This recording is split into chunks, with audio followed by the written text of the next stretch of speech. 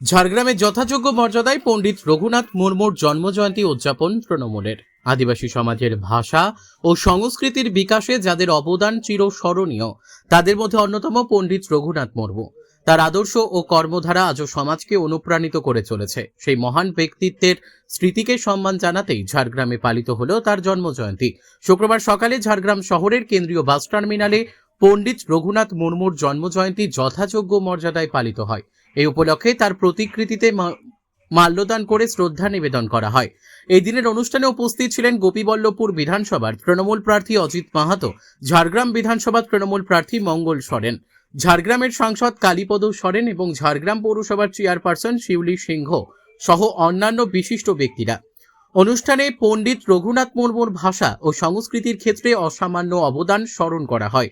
উপস্থিত বক্তারা তার আদর্শকে সামনে রেখে আগামী প্রজন্মকে এগিয়ে আসার আহ্বান জানান। ঝাড়গ্রাম থেকে অরূপ ঘোষের রিপোর্ট, বিগ নিউজ বাংলা।